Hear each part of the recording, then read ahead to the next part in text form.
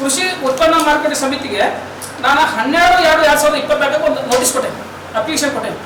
ನಂತರ ಭೂಸಾಲ ನೀವು ಮಾಡ್ಕೊಂಡ್ರಿ, ಅದನ್ನ ಯಾವುದೇ ಕಾರಣಕ್ಕೆ ನೀವು ಉಪಯೋಗ ಮಾಡ್ಕೊಂಡಿಲ್ಲ. ನಾನು ಕೋಡ್ ಅಂದ್ರೆ ಇವ್ರು ಏನ್ ಮಾಡ್ತಾರೆ, 22/2/2024 ಟೆಂಡರ್ ಕರ್ತಾರೆ. ನಾ ಕೋಡ್ ಸ್ಟೇ ಇದ್ದಿದ್ದೆ ಅವಾಗ. ನಾನು ಸ್ಟೇ ಇಲ್ಲ ಐತೆ ಕೊಟ್ಟೆ, ಅವ್ರಿಗೆಲ್ಲ ಐತ್ರಿ. ಏನು ಸಿಗುದಿಲ್ಲ, ಸಿಗುದಿಲ್ಲ. ನಿಮ್ಮ ಆಫೀಸ್ನಾಗ ರೊಕ್ಕ ತಗೊಂಡು ಸಿಗುದಿಲ್ಲ. ನಿಮ್ ಕಡೆ ಟೆಂಡರ್ ಕರ್ತಾರೆ ಇವ್ರು. ಅದನ್ನ ನಾನು ರಿಪೋರ್ಟ್ ಹಾಕಿ ನಾ ಕಳ್ತೇನ್ರಿ. ಇವ್ರು ಅದನ್ನ ಟೆಂಡರ್ ಕರ್ದ ಒಂದು ವರ್ಷ ನೋಟಿಸ್ ಕಳ್ಸಂಗಿಲ್ಲ, ಹೋಗ್ಬಿಡಕ್ ಬಿಟ್ಟೆ. ಆಮೇಲೆ ಇವ್ರು ಬಂದ ಇವ್ರು ಕೊಟ್ಟು ಯಾಕೆ ಮತ್ತೆ ಇನ್ನೂ ರಿಪೋರ್ಟ್ ಹಾಕೋದ ಎಸಿ ಅವ್ರು ಕಳಿಸ್ಬೇಕ್ರಿ. ನಾ ಎಸಿ ಅವ್ರಿಗೆ ನೋಡಿ ನಾನು 19 ನೋಡಿ ಹೇಳ್ತೇನೆ. ಇಲ್ಲಿ ನೋಡಿ ತಹಶೀಲ್ದಾರ್ ರಿಪೋರ್ಟ್ ಹಾಕ ಓದ್ಬಿಟ್ಟೆ. ನಾವು ಓದ್ತೇನೆ 27/1, 27/2, 27/3 ಮತ್ತು 27/4 ಇದರ ಪ್ರಕಾರ 1, 2, 3, 4 ಇದರ ಸಂಬಂಧಿಸಿದಂತೆ ಅರ್ಜಿದಾರರು ಅರ್ಜಿ ಅನ್ವಯ ಕೃಷಿ ಉತ್ಪನ್ನ ಮಾರುಕಟ್ಟೆ ಸಮಿತಿ ಪ್ರಾಂಗಣವನ್ನು ವಿಸ್ತರಿಸುವ ಸಲುವಾಗಿ ಭೂ ಸ್ವಾಧೀನ ಪಡಿಸಿಕೊಂಡು ಕ್ಷೇತ್ರದಲ್ಲಿ ಉದ್ದೇಶಿತ ಕಾಮಗಾರಿ ಮಾಡಿರುವ ಕುರಿತು ಏನಾದ್ರು ಅಪ್ಲಿಕೇಶನ್ ಮಾಡ್ಕೊಂಡ್ರ ಅದೇನಾದ್ರು ಉದ್ದೇಶ ಹೇಳಿದ್ರೆ ವರದಿ ಹಾಗೂ ಸದರ್ ಜಮೀನು ಪ್ರಸ್ತುತ ಯಾರ ಕಬ್ಜೆಯಲ್ಲಿ ಇರುತ್ತದೆ ಎಂಬ ಬಗ್ಗೆ ಪರಿಶೀಲಿಸಿ ಸೂಕ್ತ ಅಭಿಪ್ರಾಯ ನೀಡುವಂತೆ ತಾವು ಸೂಚಿಸುತ್ತಾ ಇರುತ್ತದೆ. ಏನೈತೆ ಅಂದ್ರೆ ಅದರ ಅಭಿಪ್ರಾಯ ತಿಳಿಸದೆ.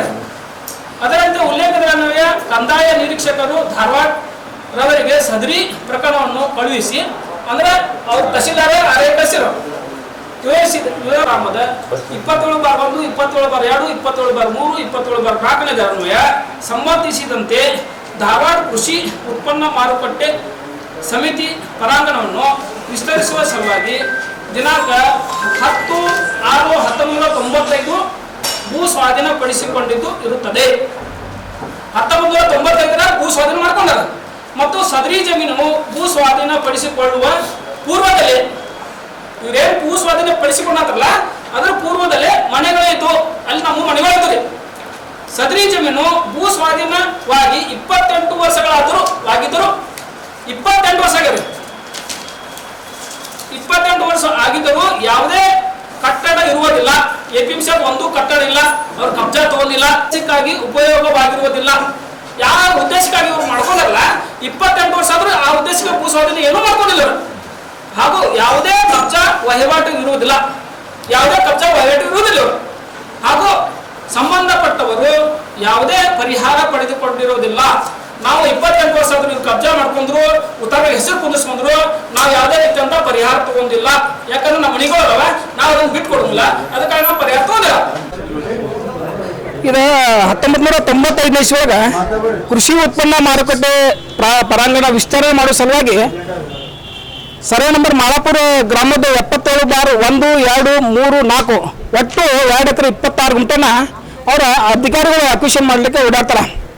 1995 ಇಸ್ವಿಯಾಗ ಅದನ್ನ ಅಕ್ವಿಷನ್ ಮಾಡ್ಕೋತಾರೆ. ಆದರೆ ಯಾವುದೇ ಭೂ ಸ್ವಾಧೀನ ಮಾಡ್ಕೋಬೇಕಂದ್ರೆ ಆ ಲ್ಯಾಂಡ್ ಕ್ಲಿಯರ್ ಆಗಿರ್ಬೇಕು, ಯಾವುದೇ ಥರನಾದ ಲಿಟಿಗೇಷನ್ ಇರಬಾರ್ದು.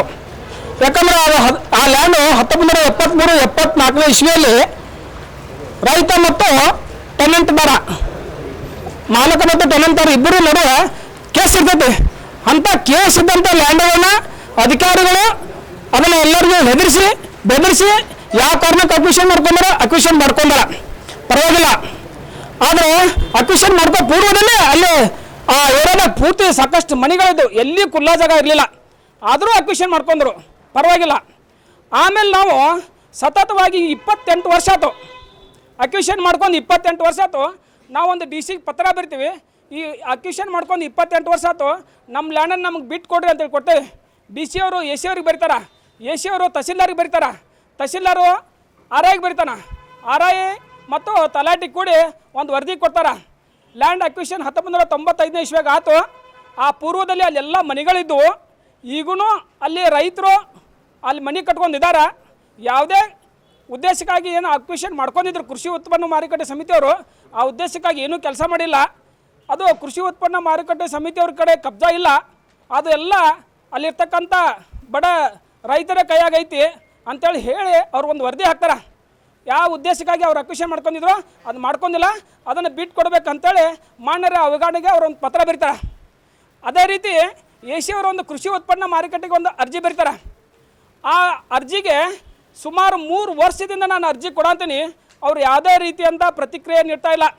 ಆ ಅರ್ಜಿಯನ್ನು ಯಾರು ಒತ್ತಡ ಐತೋ ಏನಾಯ್ತೋ ಗೊತ್ತಿಲ್ಲ, ಆ ಅರ್ಜಿಯನ್ನು ಕಸದ ಡಬ್ಬಿಗೆ ಹಾಕ್ತಾರೆ, ಅದನ್ನು ಹೊಳ್ಳಿ ನೋಡ್ತಾ ಇಲ್ಲ. ಈಗ ನಾ 12/2/2024 ಒಂದು ಅರ್ಜಿ ಕೊಟ್ಟೀನಿ. ಆ ಅರ್ಜಿ ಕೊಟ್ಟ ತಕ್ಷಣ ಅವ್ರೇನು ಮಾಡ್ತಾರೆ, ಒಂದು ಟೆಂಡರ್ ಕರೀತಾರೆ.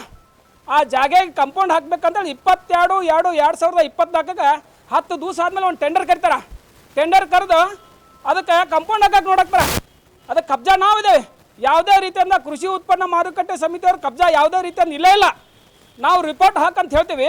1 ವರ್ಷದಿಂದ ಆಯ್ತು, 3 ವರ್ಷದಿಂದ ಅಪ್ಲಿಕೇಶನ್ ಅಲ್ಲೇ ಹೋಗ್ದು, ಆದರೆ ಪ್ರತಿನಿತ್ಯ ಬೆನ್ನು ಹತ್ತಿ 1 ವರ್ಷ ಆದರೂ ಇನ್ನೂವರೆಗೆ ನಮ್ಗೆ ಯಾವುದೇ ತೆರನಾದ ರಿಪೋರ್ಟ್ ಹಾಕ್ತಾ ಇಲ್ಲ. ಇದಕ್ಕೆ ಯಾರು ಒತ್ತಡ ಐತೋ ಏನಾಯ್ತೋ ಗೊತ್ತಿಲ್ಲ.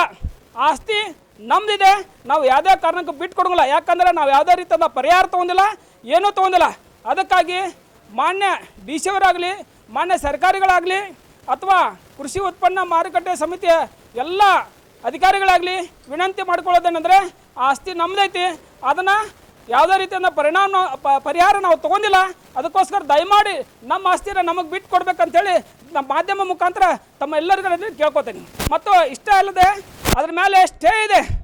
ಸ್ಟೇ ಇದ್ದಂಥ ಸಂದರ್ಭದಲ್ಲಿ APMC ಅವರು ಅದನ್ನು ಯಾವುದೇ ಕಾರಣದ ಚಟುವಟಿಕೆ ಮಾಡ್ತಾ ಇಲ್ಲ. ನಾವು ರಿಪೋರ್ಟ್ ಹಾಕಂತ ನಾವು ಕೇಳ್ತೇವೆ, ವರದಿ ಹಾಕ್ರಿ, ನೀವು ಕಬ್ಜಾ ಇದ್ರು ನಾ ಕಬ್ಜಾ ಆದ್ರು ಏನೋ ಇದೆ ಒಂದು ವರದಿ ಹಾಕ್ರಿ ಅಂತ ವರದಿ ಹಾಕಂತಿಲ್ಲ. ಸ್ಟೇ ಇದ್ದಂಥ ಸಂದರ್ಭದಲ್ಲಿ ಅವ್ರು ವರದಿ ಹಾಕೋದು ಬಿಟ್ಟುಬಿಟ್ಟು ಪೊಲೀಸ್ ಕಂಪ್ಲೇಂಟ್ ಕೊಡೋದು, ಅಧಿಕಾರಿಗಳಿಗೆ ಕಂಪೌಂಡ್ ಹಾಕ್ಸಕ್ಕೆ ಕಳಿಸೋದು, ಅಲ್ಲಿರ್ತಕ್ಕಂಥ ಜನರಿಗೆ ತೊಂದರೆ ಮಾಡುವಂಥ ಕೆಲಸ ಮಾಡ್ತಿದ್ದಾರೆ.